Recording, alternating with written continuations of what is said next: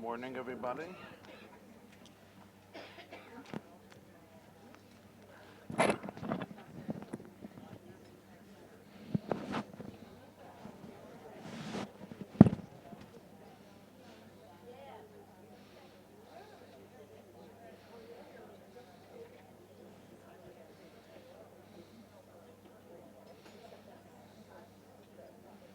Okay.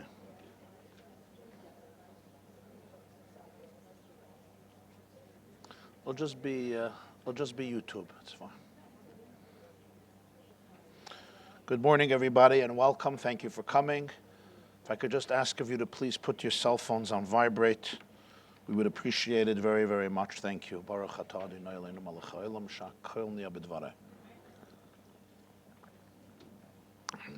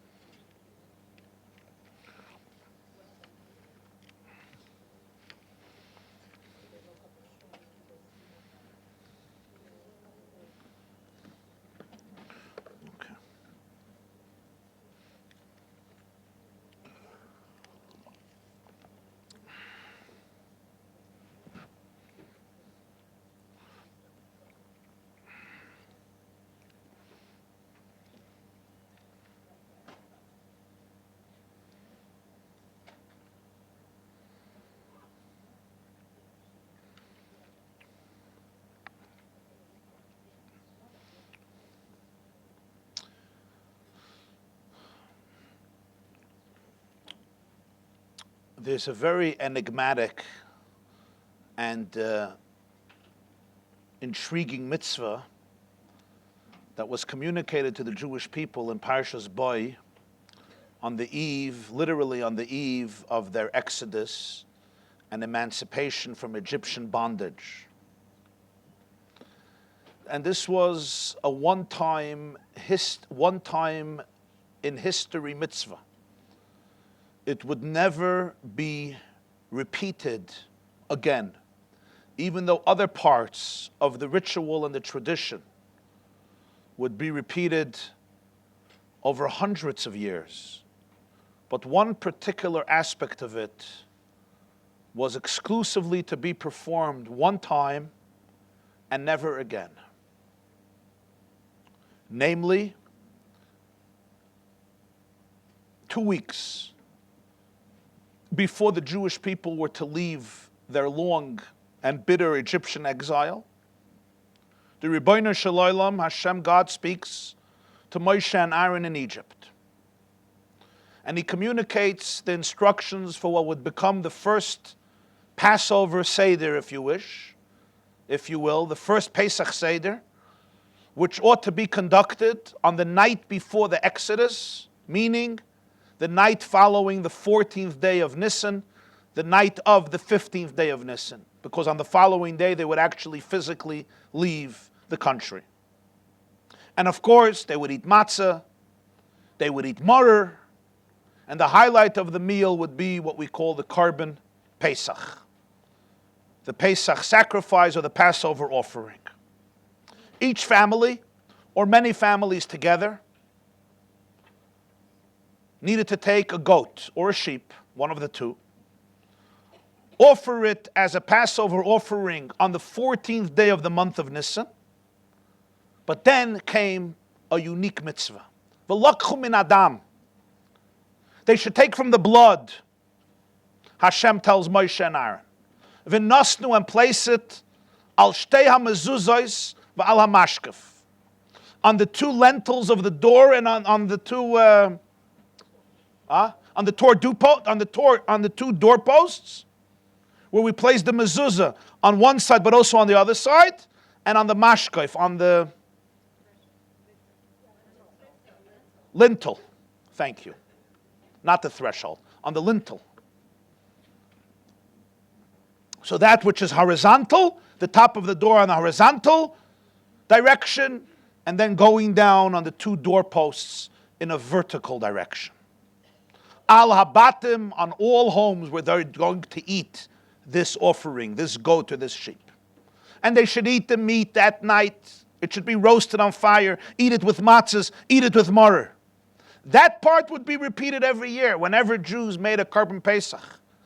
They did it the next year in the desert. And then, of course, when they came into Eretz Yisrael, they did it for hundreds and hundreds and hundreds of years in the Mishkan, and then in the first Beis HaMikdash, and then in the second Beis HaMikdash. For more than 1,000 years, when they had the Mishkan and the two Batei Mikdash, every Erev Pesach, Jews would offer the Pesach offering and then eat it during the great celebration of the Seder that night in their homes in Yerushalayim, those who were locals and all of the guests who came from all over the country for Pesach, men and women and children in most situations, and they would eat the Korban Pesach with matzah and maror. And it was barbecued, it had to be roasted. But the first detail was exclusive only to the first year. To take the blood and to paint the doorposts and the lintel of the home, that was only the first year in Egypt. That aspect would never, ever be repeated again. When Moshe Rabbeinu communicates this mitzvah to the Jewish people, he adds one detail. Obviously, this detail he also heard from the source.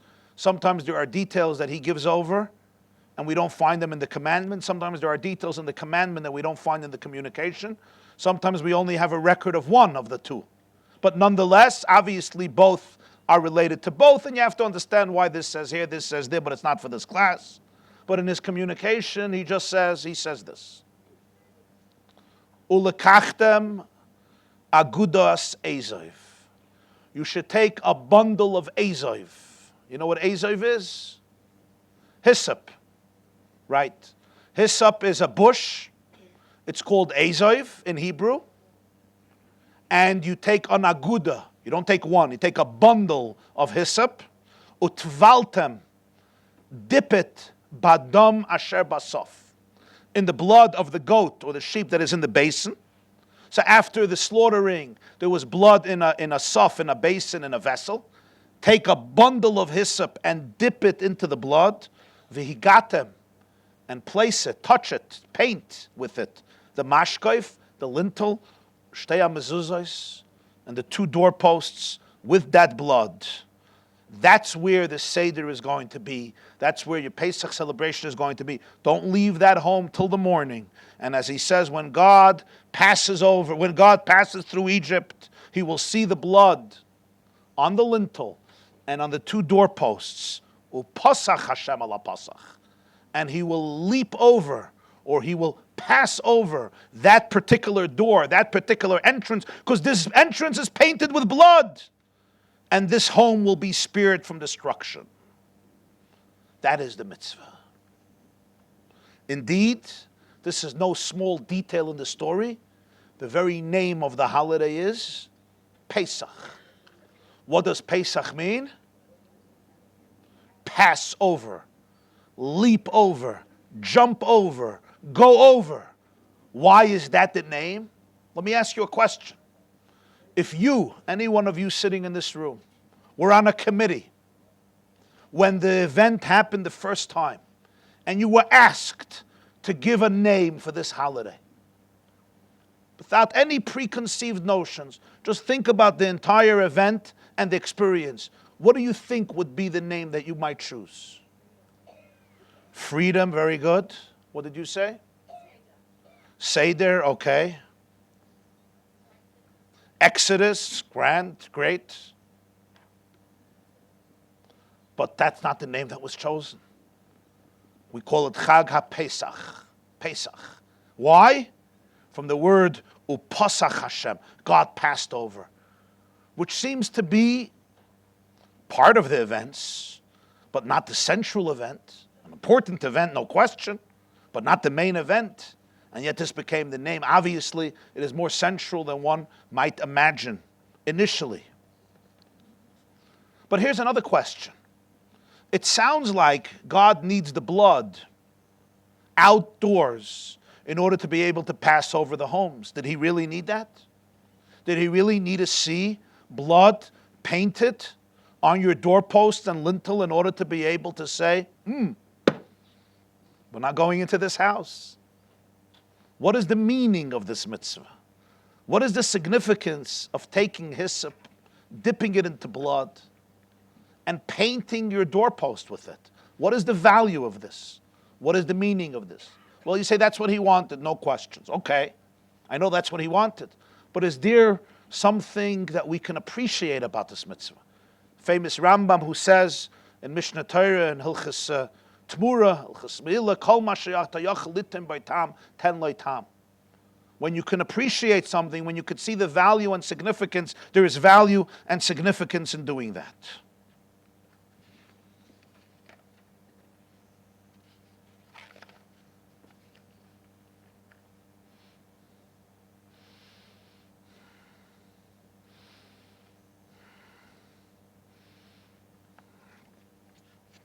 You may even argue that this ritual didn't even seem so Jewish. I mean, how would you respond, again, without any preconceived notions, if your neighbor here in Monsey slaughtered a sheep or a goat, took a bush, put it in the blood, and started to paint their stores with it? Who would you call? Shoimrim? Misaskim? 911? Hatzalah? You would think, what are they practicing? Voodoo on you? Black magic? What is this? What are you doing with this blood?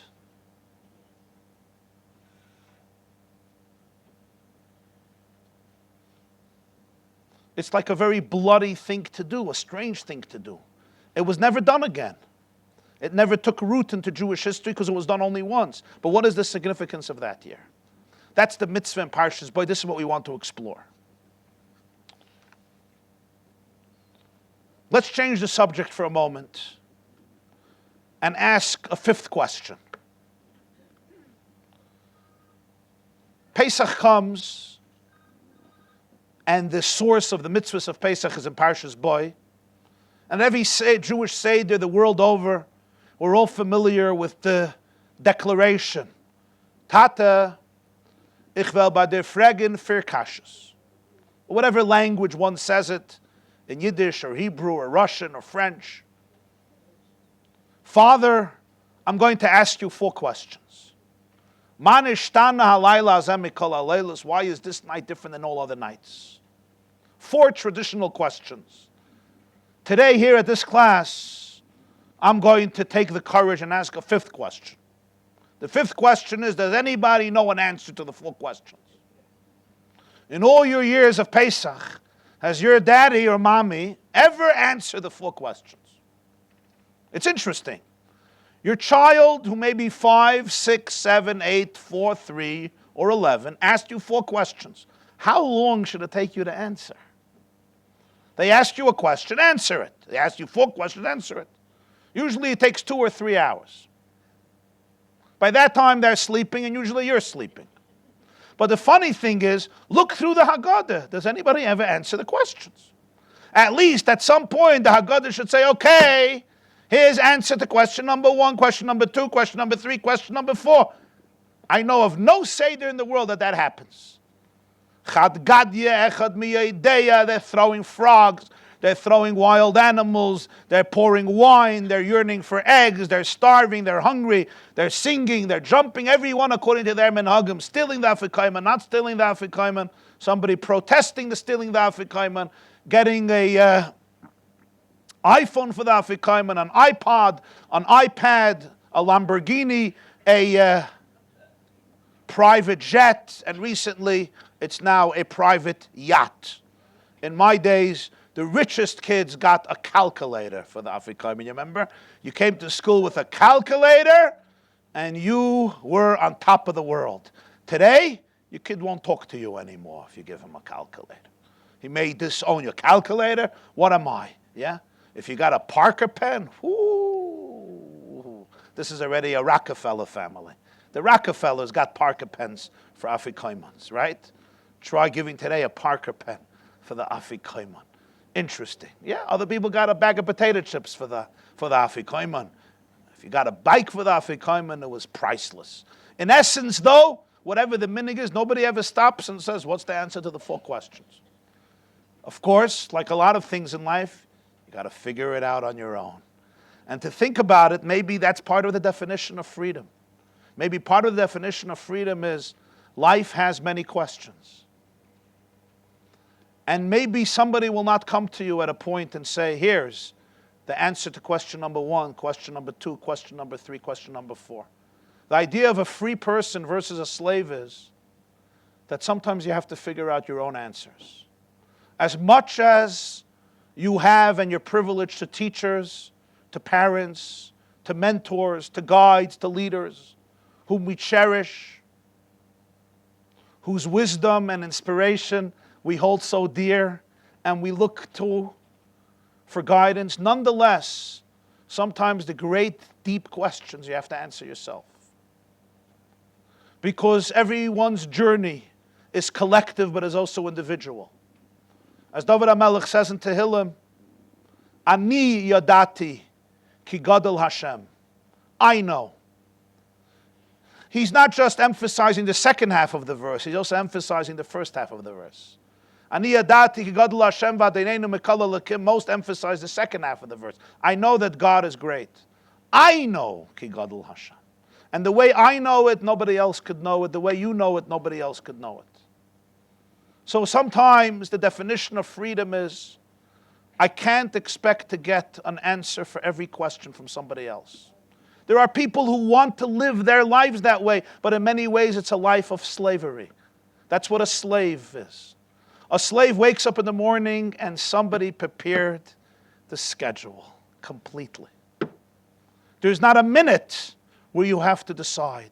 And some people want to live that way. There's a certain security in that. There's a security in somebody else telling me everything. But that's a sign of infancy or slavery. And usually children themselves rebel against it because they want to be free. You have to know when to give in, when not to give in. But as adults, we sometimes want to surrender everything to somebody else. There's a problem in that. There's a beautiful thing in it. There's also a problem in it. And the problem in it is, I'm not ready to assume my freedom. I'm not ready to assume responsibility. Just tell me everything. There's people who want to know when to go to the dentist, how to go to the dentist. I get emails from people who want to know interesting things that I ask the person for this, you send an email overseas. You have a mind, you have a heart, soul, use it, cherish it, develop it. It's good to ask. It's good to seek wisdom, but never at the expense of appreciating that there's certain questions in life only you can answer. Nobody else can answer those questions.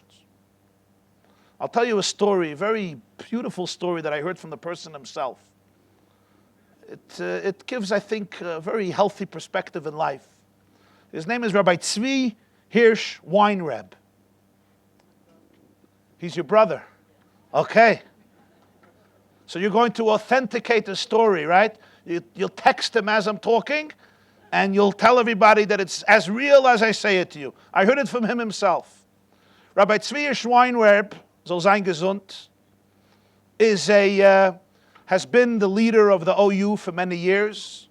I think still carries the title of President Emeritus of OU, right? Orthodox Union.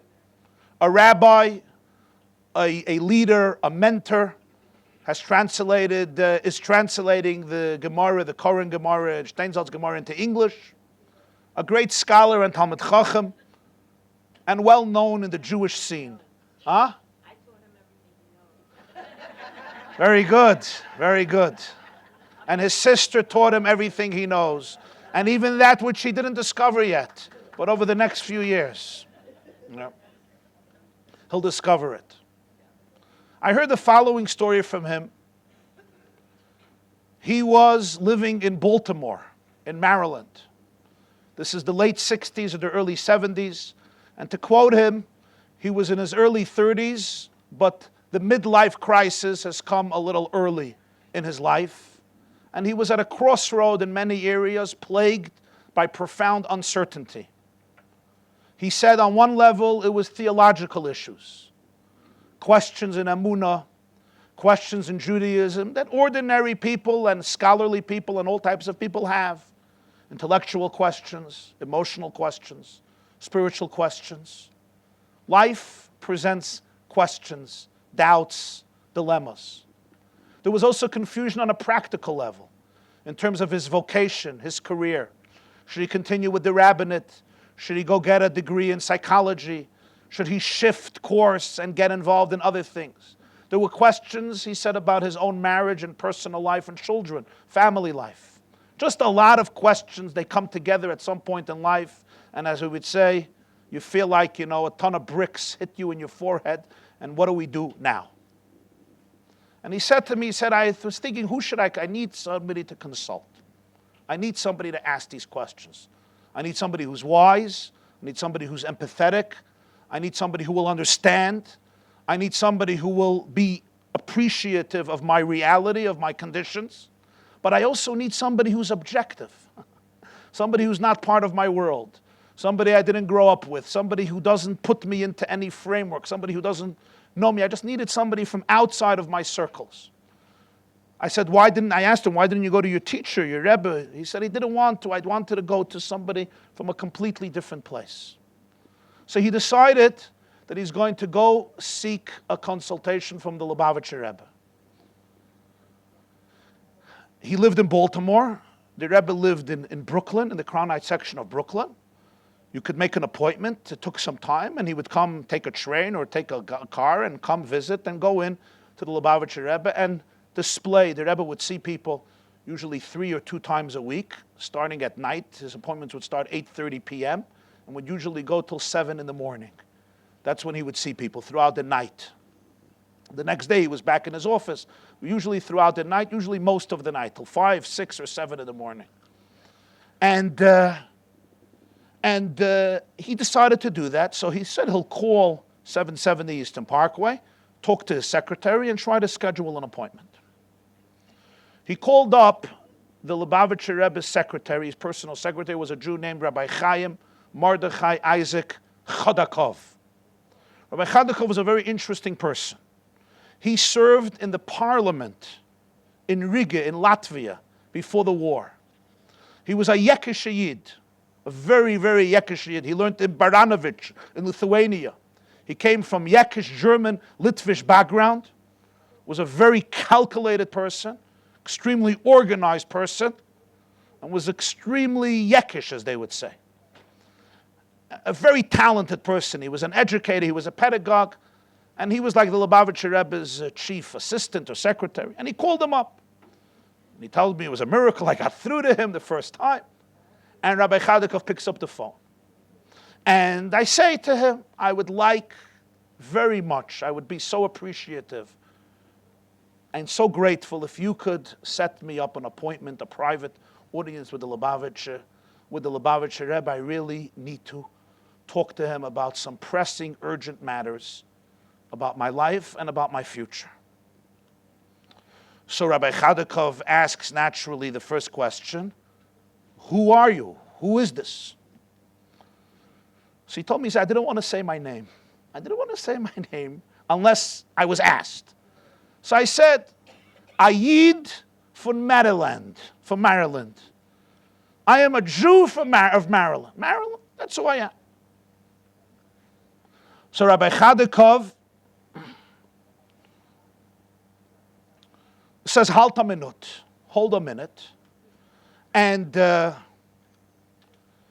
he worked in his own office, but there was a telephone line between his office and the Lubavitcher Rebbe's office. Rabbi Weinberg said he heard like a click, one of those clicks on the telephone. And Rabbi Chodakov is talking to somebody low. And Rabbi Weinreb hears the voice of the Lubavitcher Rebbe. So I asked him, how did you know the voice? He said, because the Farbrengens of the Rebbe were often broadcast on radio, and he would listen to them. So he knew his voice very well. So he heard his voice speaking to Rabbi Chodakov. And the Rebbe asked Rabbi Chodakov, Veret, who is this? So Rabbi Chadikov says, identify yourself. He said he didn't want to say his name. So he says, Ayid from Maryland. So the Rebbe tells Rabbi Chadikov, fragt him was will, wie man kann ihm helfen. Ask him what his needs are, how can he be helped? So Rabbi Chadikov asks him. So Rabbi Weinreb tells Rabbi Chadikov, I have a lot of questions in life. I have questions in Amunah, questions about my family, questions about my children, questions about my career, about my vocation, about myself, about my place in this world. Just a lot of uncertainty, and I could use help. So Rabbi Weinreb tells me, says Rabbi Jacobson, I hear the Lubavitcher Rebbe tell Rabbi Chadikov, Zok dem, darf nicht kommen zu mir. Tell him there's no need for him to come to me. So da in Baltimore, Ayid was heißt Weinreb. Soll gehen zu Weinreb und fragen alle Scheiles. There's a Jew in Baltimore whose name is Weinreb. Let him go to Weinreb and ask him all of his questions. Rabbi Chadikov is innocent. Okay, that's a good answer, right? There's some good guy in Baltimore, Weinreb, go to him. The Rebbe said, you don't have to come, you don't have to schlep, you don't have to bother, you don't have to come to me, go to Weinreb. So Rabbi Chadikov says over this whole speech that the Rebbe just told him. Rabbi Weinreb, you know, how would you feel? He's completely overwhelmed from this response. So he's quiet, he's dumbstruck. This is the last thing he would expect. Maybe yes, maybe in a month, come back, we're busy, or not, whatever, come right, whatever, but not this. So Rabbi Chadikov says, it heard what the Rebbe sagt. Did you hear what the Rebbe said? He said, yeah, aber ich bin Weinreb. He said, there's something wrong. I am Weinreb. I'm from Baltimore. I said, I am Weinreb. So now Rabbi Chadikov was dumbstruck. And he was like, what? He says, tell the Rebbe that I'm the guy. The man he wants me to go to, he's the guy with the problems. Ich bin Weinreb. So Rabbi Chadikov, who's now has this shaky voice because he's overwhelmed, says to the Lubavitcher Rebbe, sagt, as is Weinreb. He says that he's Weinreb. And he tells me without skipping a heartbeat, the Lubavitcher Rebbe says, Oi bazoi, sagt as amol darf a mensch reden zu sich allein. Tell him that indeed a person must at times communicate with himself. Rabbi Chadikov said, thank you, Hatzlacha Rabba, boom. And he's sitting there in his office, dumbstruck. But to quote him, Rabbi Weinreb, who told me, he said, this was the best piece of advice I ever received in my life. The best piece of advice. In fact, it was superior to any other piece of advice I would have received. Somehow, so the Rebbe had a sense of who I was, my nature, my character, my disposition, my personality, my destiny. And the best piece of advice he could have given to me, the healthiest, the deepest, the truest, the holiest, was this. And he said, that's what I did. I went to Weinreb, and I started to speak to Weinreb. But I started to speak to Weinreb in a way that I never spoke to him before. I started to listen to Weinreb, not only to speak to Weinreb. You could speak to Weinreb, but how do you listen to Weinreb? I started to listen. I started to listen deeply. I started to ask questions from Weinreb. And I figured out my path to the best of my ability. And he says, till today, whenever I have to make a serious decision in life, things that are very urgent, including, as he put it, marriages of my children, future decisions in terms of health, in terms of family, in terms of finances, in terms of spirituality, I will close the door, I will shut off communication to the outer world, and I will try to have a deep, authentic, vulnerable, naked, raw, honest conversation with Weinreb from Baltimore, or Baltimore in the past, and listen to what he has to say, Afterwards, I may speak to others. Or maybe before I may speak to others. But I'll never skip that part of growth. You texted your brother? Amos Amaisa? Amos Amaisa? You ever heard it from him? Okay.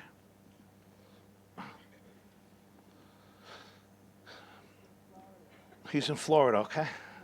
Did he speak to anybody before he went? You don't have to speak to anybody before you go to Florida, right? In the winter, okay.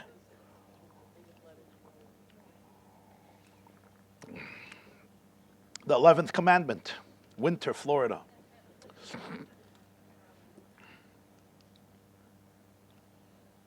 Now we all know the Mishnah says in Pirkei Avos, Aseh l'charav, uknei l'chachaver.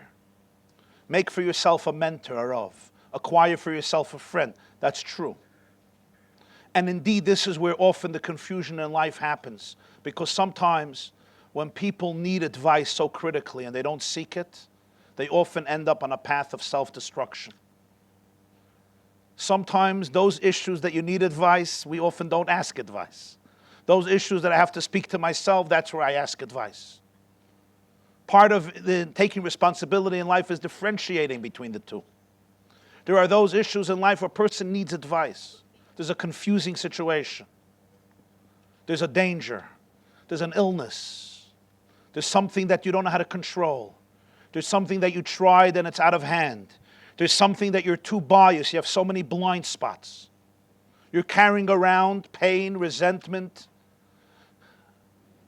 frustration, hatred for so many years. There's toxicity all over the place. If you sit down in your room alone, you know what's going to happen? You're going to just wallow in the toxicity.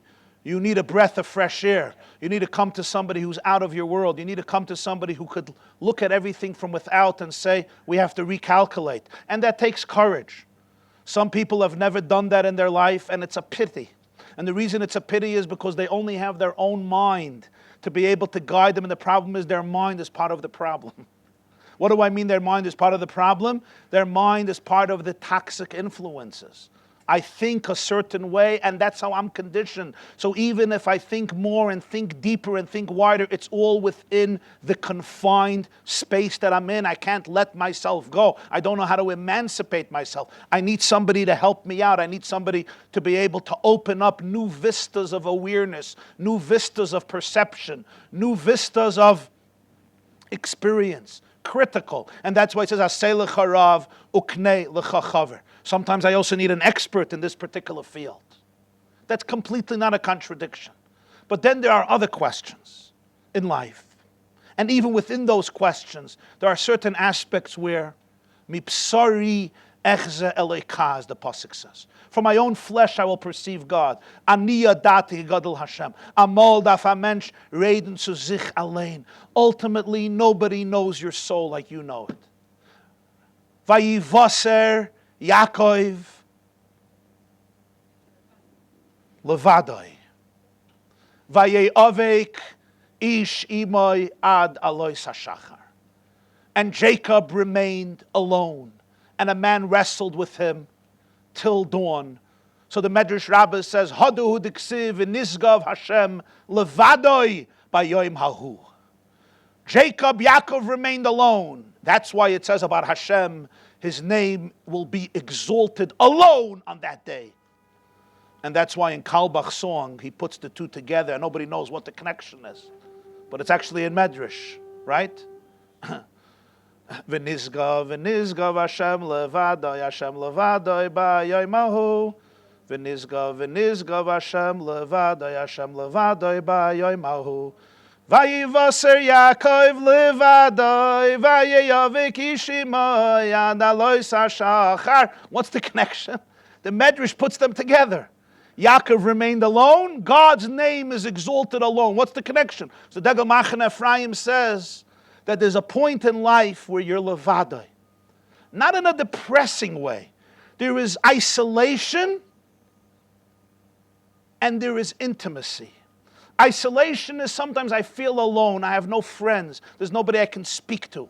I'm completely alone in the world. I'm alone in my pain, alone in my anxiety, alone in my toxicity, alone in my grievance, alone in my suffering, alone in my agony. And that's a terrible predicament. Loneliness in life, Eicha Yashva Badad, the sense of loneliness. I am in solitary confinement. I may be surrounded by 100 women or 200 or 300, but emotionally I'm alone. I may smile, and when somebody says, "How are you? It's so nice to see you." Baruch Hashem, I'm fine. I'm wonderful. But internally, I am completely alone. I feel nobody can relate to me, nobody can understand me, I have nobody to speak to. That's a very tragic predicament, that sense of loneliness. But then there's something else. There's a badad. There's a badad. As Moshe Rabbeinu says, Betach Yisrael badad. Vayivoser Yaakov levadoi. V'nizkav Hashem levadoi. There's a place of aloneness because there's something about your soul that nobody could know. There's something about your life that nobody could know. Not because nobody cares. Not because you go into a place of self-compassion where I'm this victim and I love to cry about what a tragic figure I am, which we do sometimes. Some people, it's a sense of relief. You ever do it? You just cry to yourself and think about what a tragic figure you are. Some people imagine their own funeral. They don't have any other way of feeling compassion for themselves. But I know some of you think this is strange, but those of you who know what I'm talking about, you know all too well what I'm talking about. It's some way of arousing some self-pity. Now, self-pity usually is a product of victimhood. We're talking about a different type of aloneness, an aloneness that comes from empowerment, from strength, from certain things. The pasuk says, "Leiv yodeya maras nafshay." A heart knows its own bitterness, its own illness. Sometimes you could see it with a child. The whole world tells you to do something with your child. But as a mother, you know this is the wrong thing. And everyone tells you, you're crazy. You have to get advice, because some people are crazy. You have to get advice, because some people are blind. You have to get advice, because some people are overwhelmed. You have to get advice, because some people are clueless. It's good to get advice. But sometimes after all the advice, there's something that you know just deep in your soul. This is right. This is wrong. And you got to trust it. Sometimes people surrender their whole destiny into the hands of therapists. Some people surrender their whole destiny into the hands of other people. They don't want to take responsibility. It's an easy way of saying, I never decided this. That's a wrong way to live. Unless somebody nebach is a spiritual vegetable or an emotional vegetable. You have to be an empowered client. You have to be self-informed. You have to be able to take responsibility. If something is not working, if something doesn't feel right, if something doesn't make sense, if something is proving to be destructive, if something is not bringing healing to you or to the family, choose other paths. You have to have the courage to be able to ask tough questions. And not everybody will be able to answer those questions for you. Sometimes I have to speak to myself. I have to go into the innermost core of my soul and ask my neshama, was hast du zu sagen? What do you have to say? God doesn't always live outside of me. God lives inside of me. And if you always run to the God outside of you, you never discover the God who is inside of you. And the God who is inside of you, that is your life, that is your destiny, that is your neshama. This is not an aloneness that is afraid of relationships, or that shirks away from relationships, or is too arrogant or too scared to seek advice. No, on the contrary. I want advice. I want guidance. I want to be mentored. I want to be challenged. I want to be stimulated. I need somebody to help me get out of my bias and blind spots and subjectivity. Ein chavush matir atzmei bebeis asurim. The Gemara says a prisoner could never unlock the shackles around his own arms. You need somebody with a key outside of prison to open up the gate and let you out. I could sit in the prison cell all day and ponder and reflect and meditate and be introspective, but it's all within a cell. I want to be open to be able, somebody to say, maybe you got to think differently. Maybe you're just completely stuck in this way of life. There are people who are survivors. There are people who are children of Holocaust survivors. Because they're children of Holocaust survivors, they grew up in emotionally challenging homes. It's a miracle that you are what you are today. It's a miracle that the survivors could build families. But you have to realize how much pain there is in that survival. And some of us operate day-to-day life as though we are about to be destroyed again. That's our reference point. The survivors, when they emerge the next morning, it was hard for them to believe that they have a piece of bread. Sometimes you'll see survivors that they will never, ever. I remember my late father, he grew up in Hungary and Soviet Union. He could not understand food going into the garbage. We American brats don't know what it means that half the food doesn't go into the garbage. I was once at a program in the hotel. The guy told me 98% of the food ends up in the garbage. 2% of the food ends up in people's stomachs, and it's usually the bad part. The good parts go into the garbage. You know, we respect the garbage more than our bodies. The garbage we give the healthy food. Our bodies we give the unhealthy food. Lettuce goes to the garbage. Black and whites go into the system. It should be the other way around. Black and whites belong in the garbage. The lettuce belongs in the system. Okay, that's basically distorted values. It was hard about people who grew up in certain situations. How do you throw out a piece of food? But it's also emotionally. Some people, every piece of energy, they have no energy to give. It's very, very hard.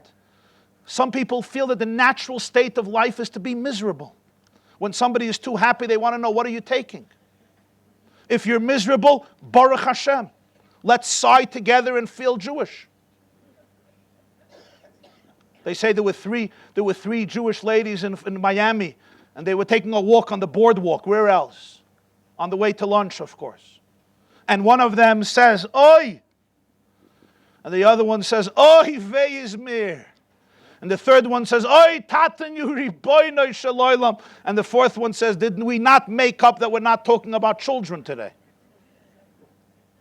Somehow it feels very Jewish to groan, to moan, to sigh. There was once a person once asked me, why is the Shemoneh Esrei so bigoted? I say, where is it bigoted? He says, Rifa'enu Hashem v'nei Rafe. Bring us healing. Hale aruchu refuah shlema l'chol makoseinu. Bring recovery to all of our plagues, all of our illnesses. Because you're a good healer. Baruch atah Hashem. Roifei choyle amo Yisrael. He heals the sick of his nation Israel. He said, what about Gentiles? Doesn't he heal them? I said, no. I told this Gentile, it's a compliment for you. Trust me, be happy. He says, what are you talking about? I said, every Jew has this essential feeling that he's either sick or getting sick.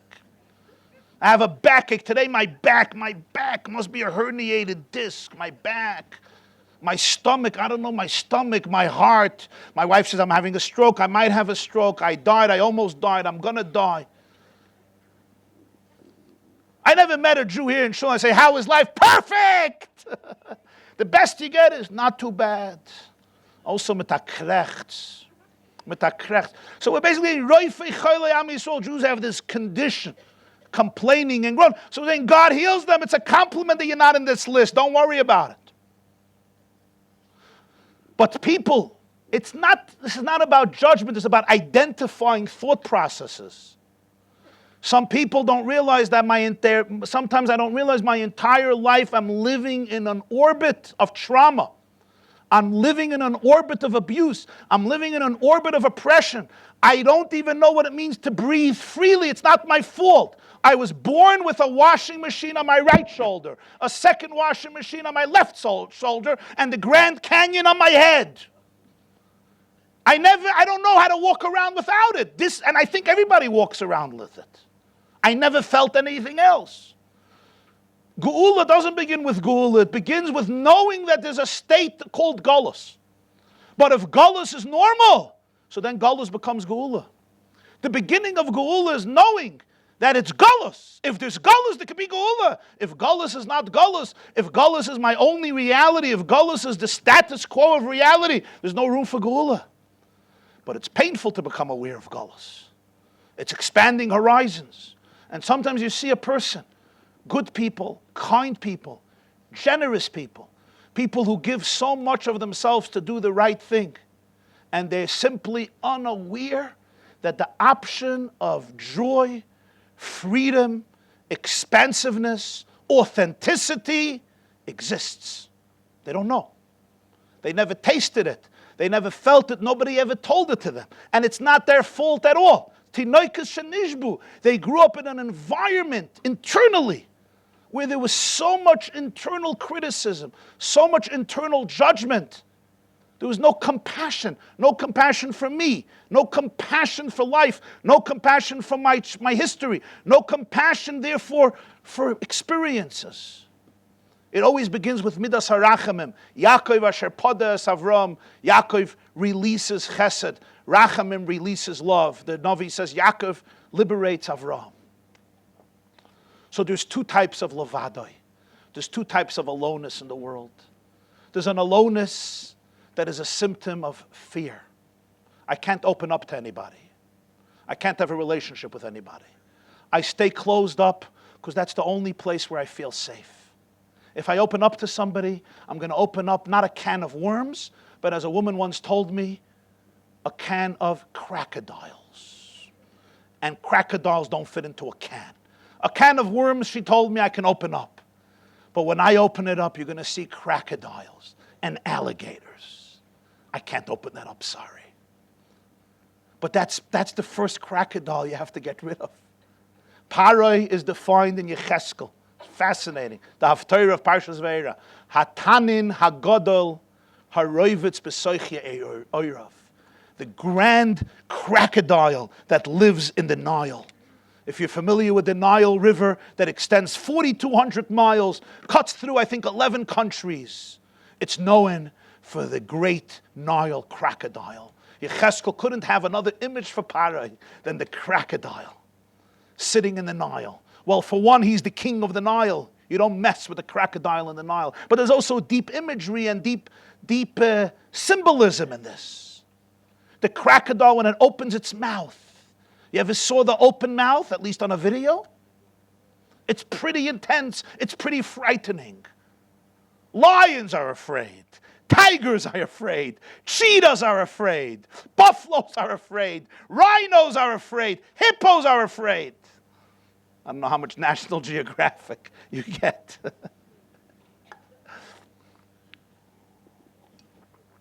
So Zitztazoi in the mikveh, the crocodile sits in the mikveh flat, nobody knows. No, but suddenly it makes an appearance. Whoo! That's how Paroi saw himself. That was his position in the world.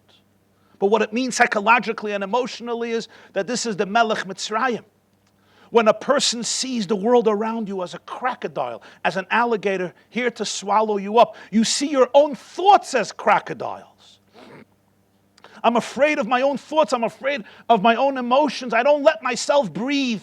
All I know is one word: responsibility, responsibility, responsibility, which is a beautiful, beautiful word, but not when it's stripped from the words dignity, joy, honesty, relationships, and life. Because then what often happens is I retreat into a very, very scary place. Part of retreating into a scary place includes the fact that I have to feign normalcy. I have to feign normalcy because I don't want to stand out in that sense as well. But internally my pillow is wet from tears, and sometimes there are so many tears that I can't even cry anymore. To be able to cry, my tears have to have a release. Sometimes my tears are so deep that they have already dried up, or they can't even express themselves. The Zohar says there's a kol pnima de ishtama v'kol pnima de lo ishtama. There's a voice that is inside that you can hear, but there's an inner voice that you can't hear anymore. That's why we blow shofar on Rosh Hashanah. Why can't we just blow with our mouths? Why is a ram's horn so much better than my own mouth? What would be so bad if I would get up on the bimah Rosh Hashanah and I would go, toot, toot, toot, toot, toot, toot, toot, toot, toot, toot, toot. Anybody got a migraine headache? Toot, same voice. Why God loves ram's horns? I'll tell you why. Open your hearts. There are sounds that you can't articulate with your own voice. Your voice doesn't carry them anymore. That's where the shofar comes in. Lishmoya kol shofar. God says, give me those voices. I know you can't articulate it anymore. It's your most primal self. We need the simplicity of an animal to capture those voices. The ram, the sheep, or similar mammals, they capture it. That primal space within yourself, you can't even articulate it as a sound. So there's a loneliness in life where a person says, I'm just a nebachdike victim, nobody cares, nobody knows, nobody sees, who cares for me, who wants me. I got no family, I got no support, I got no siblings, I got no friends. Everyone is just out to get me in another way, and you enter into the mode of survival. And we know how to bequeath that to our children very, very well. And when we sometimes observe dysfunction happening in our homes, and we can't identify why, supper is always ready on time. There's always fresh unterwäsche. There's always fresh socks and undershirts. There's always kugel for Shabbos. I cook already Wednesday. I start thinking about cooking on Sunday. Sometimes our hyper-organization eclipses our inner disintegration. Did you hear what I said? It wasn't poetic, it was true. Our hyper-organization sometimes eclipses our inner disintegration. I need everything to be in its right place because nothing is internally in any place. It's good to be organized. This is not the declaration of war against organization. Cook on Sunday for next Hanukkah, no problem. There are people who already have all their food for Pesach. Some people already have all their food for Sukkot. It's a wonderful experience. Gesundheit. But make sure the outer order is not an escape from inner order. When the Baal HaTanya was imprisoned by the Tsarist regime in 1798, he sent a kvittel to Reb Levi Yitzchak of Barditchev. And his chassid, his name was Reb Yaakov, came to the Helike Barditchev. And he told him that the Baal HaTanya was arrested. And at that point, he was taken away in wagons that were reserved for those who violated and were accused of treason and could be given the death penalty. Because of a terrible Mesira, it's not for now. And he's on the way, and he goes to the Barditchev, his colleague, the Yitzchak of Barditchev. And the Yitzchak of Barditchev asks him, he says, did you see how they took him away? And he says, yeah, I was there. So he says, was he b'menucha? Was he serene? So Reb Yaakov says he was. So the Barditchev says, b'chitzonius or the b'pnimius? Was he serene externally, or was he serene internally? He says, how would I know? How would I know if the serenity was external or internal? He said, did they let him pack up some things? He said, yeah, because he was going to prison. They said, did you see what he packed first? He said, the first thing he packed is talis and tefillin. So the Barditchev said, das heißt, as bepnimius is a gewem b'menucha. That means internally he was calm. Then he asked him for his mother's name. He said he doesn't remember his mother's name. He said, you don't know his mother's name? No. So he opened up a chumash. It opened up to Parshas Miketz. Vayar Yaakov ki yesh shever b'Mitzrayim. Yaakov saw that there is grain in Egypt. And Rashi says, ki yesh shever doesn't only mean grain. Shever is also psura. He saw there's good news in Egypt. And the Barditchev said, shever is Shneir ben Rivka. He opened up the chumash.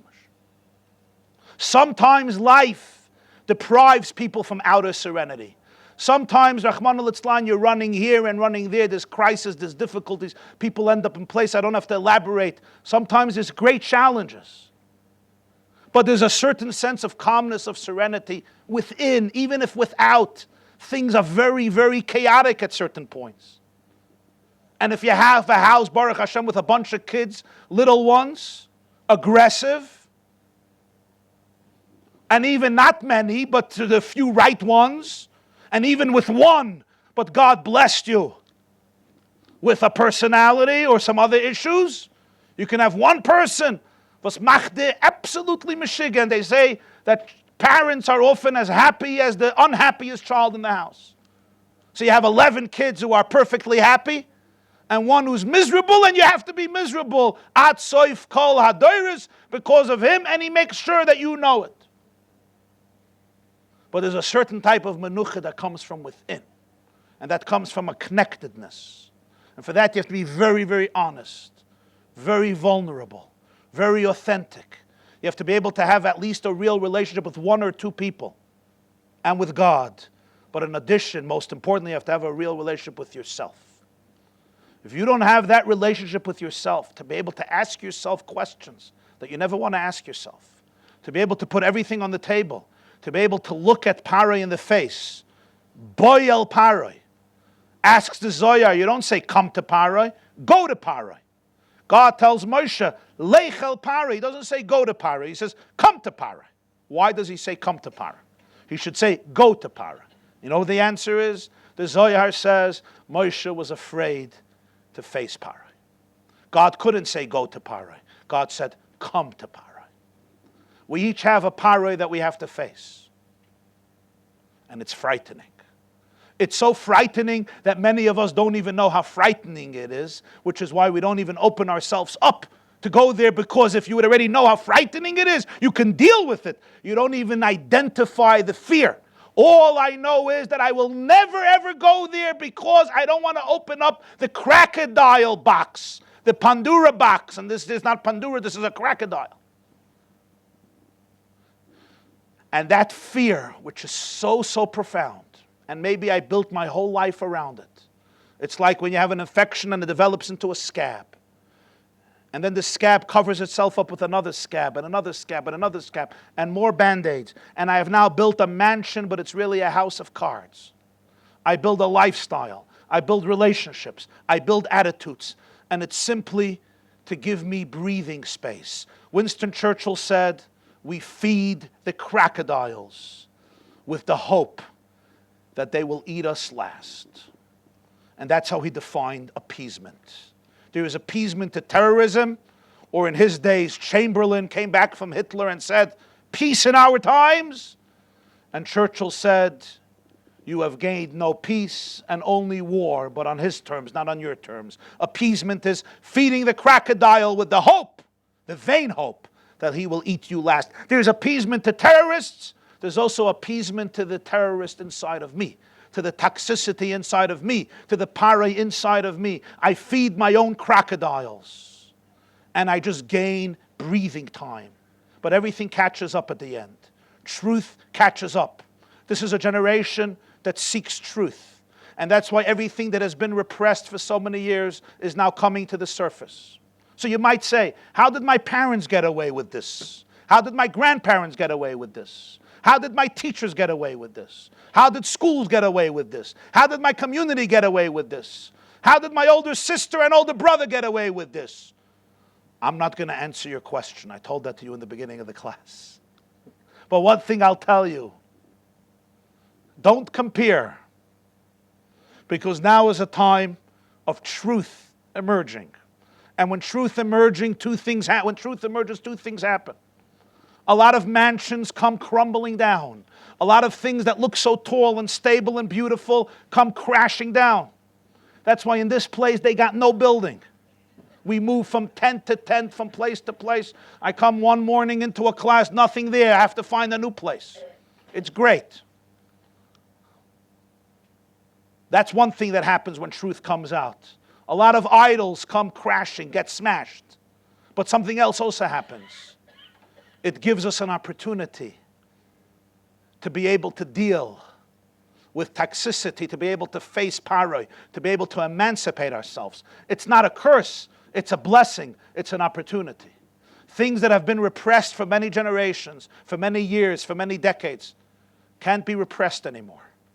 Pain that people were ready to deal with and just go shh, and give the nod and give the wink and let's just move on. Ain't working.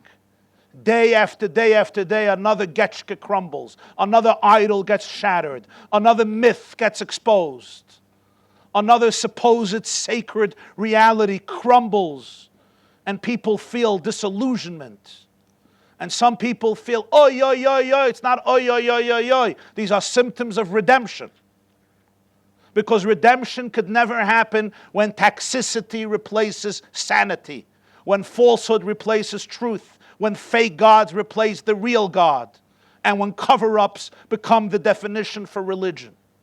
That is not redemption. That is more and more bondage, more and more exile. The moment these things emerge, and people actually get repulsed from lies, repulsed from falsehood, repulsed from myths, repulsed from dysfunction, repulsed from using fear as an excuse for truth, that's the moment that truth can begin to fester. The moment I can look at my own crocodiles, my own fears, I could reach a different type of aloneness. So there's the aloneness that comes from isolation, from segregation. I cut myself off from the world and I live in a shadow. I don't even have a relationship with myself. But then there's something else. Amol darf a Mensch reden zu sich allein. Vayivosser Yaakov levadoi v'nizgov shmoi levadoi b'yom. There's something about your light that nobody else knows. There's something about your koiches, powers that nobody else knows. There's something about the divine in you that is yours. It's yours alone. Even close people to you, they can be there for you, they could listen to you, they could know you, they could support you, but there's something internally that belongs to you and you alone, and it has to be that way because it's your light, it's your neshama, it's your infinity. That aloneness is not a weakness. That aloneness is not because you're allergic or afraid of vulnerability. That aloneness comes with full vulnerability. In fact, the more vulnerable I am, the more truthful I am, in many ways, the more alone I become because I get to touch the core of self in which my eye meets the divine eye. This is an aloneness that is not afraid of relationships. This is an aloneness that follows relationships. The more connected, the more alone. Because this is not an aloneness of weakness and fear. It's not an aloneness of pettiness and victimhood. It's not an aloneness to give me excuses why I'm so miserable and I hate the world and everybody hates me. Somebody once said, just because I'm paranoid doesn't mean everybody's not out to get me. I'm paranoid, but everybody's still out to get me. Both are true. This is not that aloneness. This is an aloneness that comes from inner strength, from the fact that I opened up, that I'm here, that I've been challenged, that I'm ready for growth. And yet, as you get closer and closer to your own truths, there's certain things that are yours. They're yours. It's your soul. It's your Weltanschauung. It's your God. Ani yadati ki gadol Hashem. And I can't give that to somebody else, just like nobody can give that to me. And those are decisions that I have to make from a very, very deep place. Stam, I mentioned the Lubavitcher Rebbe. I'll tell you something else I heard from his secretary. His name is Rabbi Leibel Groner, and he needed a shidduch. He was dating a girl. It was in 1954. And I heard from him that at some point, he dated and he went out and there was courtship, as they called it then, courtship. And at some point, he asked the Lubavitcher Rebbe if he should marry this girl or not marry this girl. And the Rebbe looked at him. He would become Mamash's personal secretary for 50, 60 years. And the Rebbe said, das ist a Frage. Nicht dein Tate, nicht dein Mame, nicht ich können entferen. This is a question not your father, not your mother, and not I can answer. Das darfst du allein entferen mit deiner Kudas Halev. This you have to answer on your own with your own inner heart. With your own inner heart. But, I know this is a little bit of a complicated sugya, how shidduchim are created. Yeah. Very often, it's a very painful reality when the boy and the girl are disregarded, who they are, who they really are. The main thing is, let's marry them off, let's ship them out of the house, they'll grow up and the family will look good. And in that dysfunctionality, many a life is destroyed. Yes, sometimes kids are immature. And in communities where they marry off the girls at 17 and the boys at 18, obviously parents have to have a lot of input. But not now giving an opinion and getting into the different kehillas and different shittas, how it's done in Chassidish communities and very Chassidish communities and Yeshivish communities and Litvish communities, modern Orthodox communities, and other Chassidic communities, whatever it is. That's not our discussion today. Wherever you are and however you are, never see your position as trying to escape the truth of the children. Ultimately, they are going to have to bear the consequences, unless you believe that all of life and all of religion is just a cover-up. And if you believe that, Woe and Nebuch unto you, but your children are going to spit it out. And that's what's happening all the time now. People have deceived themselves that everything is really a cover-up because they did it to themselves. It was done to them, so how much better can I be? But that's not the case. You don't have to be in Gullus. There's a time, as Jews used to say, when you could scream, Daloi Gullus, enough bondage, enough exile. Paroi could send the Jewish people out of Gullus, but how do the Jewish people send themselves out of Gullus? That's sometimes much harder. And that's why it says they had to run away. Ki barach ha'am. Because if they wouldn't run, they would stay there. And that's why they kept on trying to come back. Why are you coming back to this dysfunction? It's like battered women syndrome, Stockholm syndrome. You know those syndromes? You go back to your abuser because it's familiar. It's familiar. That familiarity becomes toxic. You need suspense. You need mystery. Lechtech acharai bamidbar be'eretz loi zerua. You followed me in the desert. Zacharti lach avas nu'arayich chesed kluloi soyich. And thus, we have two types of aloneness in life. You have an aloneness that is weakening and toxic. You have an aloneness that is strengthening and empowering. And sometimes, when it comes to core issues of my life, nobody can answer your questions for you. You have to believe something else, that you can answer your own question. And I'll tell you why. There's a book called Tanya. It was written by Reb Shneur Zalman of Liadi. In the introduction, he says, I have recorded here all the answers to all the questions. So I once asked my students, how does somebody write about such a thing in a book of 53 chapters? A little book, 53 chapters. I recorded all the answers to all the questions. Come on. The answer to that is because it's based on one premise. And the premise that it's based on in the second chapter is, as I quote, V'nefesh Hashem is b'Yisrael, hi chelek Eloika mima'al mamash. The expression chelek Eloika mima'al says in many svarim. He adds one word, mamash. There's a second soul in every Jew that is a piece of Hashem, mamash. Mamash means mamash. How do you say mamash in English? For real, truth. Mamash comes from the word mimush. It's tangible, you can touch it. When you chap on a Yid, when you chap on a Jew, when you chap on yourself, what are you touching? You're not touching a stick flesh, a piece of flesh. You're touching that too, but inside of it is a chelek Eloka mimal mamash, a fragment of infinity, a piece of God. The divine light is here, chelek Eloka. If that's true, it means that we are all the answers to all the questions. Where do they lay? Where do they ultimately lay?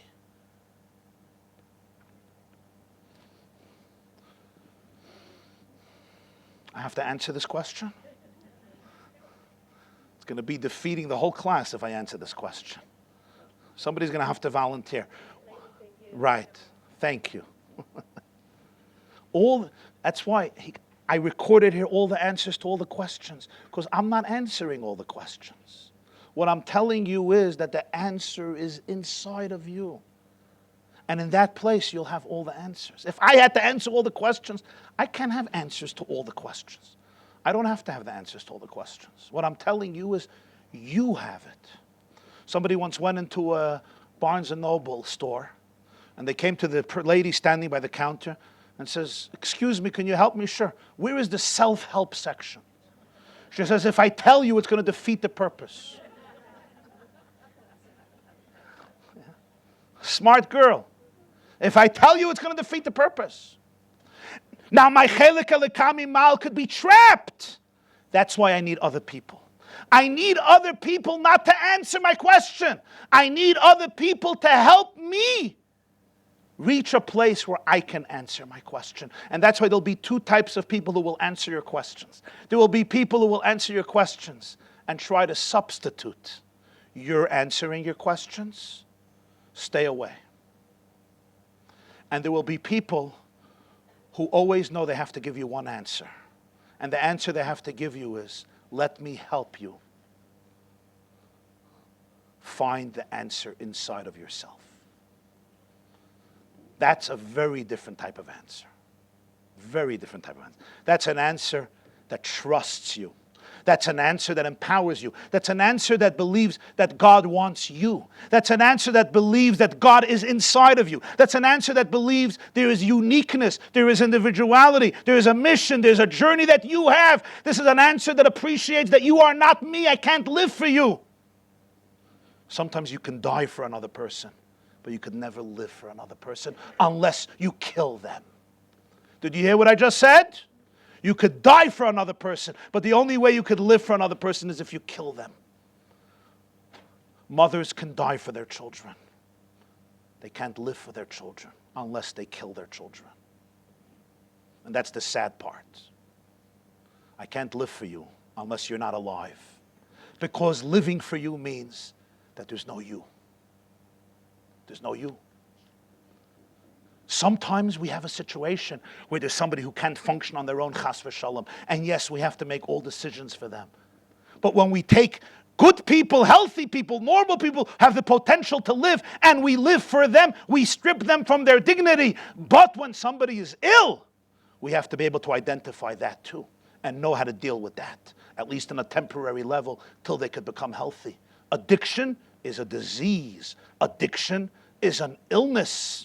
And sometimes when you take the back seat and you say, oh, I let people be independent. You're not letting them be independent. You're letting them die. It's like a sick child, an infant who's disabled. I let my kid be independent. No. There's a time when I have to be able to help you become who you are. But I have to help you become who you are, knowing the strength, knowing the weaknesses. That's why you could be all the answers to all the questions. Because the premise is you have the answer. But you have the answer deep inside. For this you have to have a relationship with your soul. You have to know what your chelek hamimal is. You have to talk to it. You have to be able to consult it. You have to be able to experience it. But when you experience it and consult it, you will have all the answers because it has the answers. It's inside of you there is infinity. Inside of you is the source of wisdom. What is my role? What is our role?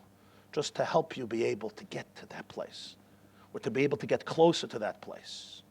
That's why there'll always be two types of answers. You'll always hear it. There's the answer that respects that place in you, and there's the answer that wants to replace that place in you. How did Rabbi Weinreb know that the Lubavitcher Rebbe's answer is true? Because it resonated. It resonated. It resonated. You got to talk to yourself. He knew how true it was because his self came to life. His true self came to life. Based on all this, we will be able to appreciate a little bit of that unique mitzvah of painting the blood on the doorposts as a preparation for redemption, which gave Pesach its name. That continues in Boya and Beshalach, and I will explore, God willing, next week. Have a wonderful week. I'm not answering that today. No. But maybe you have the answer already. Maybe you have the answer.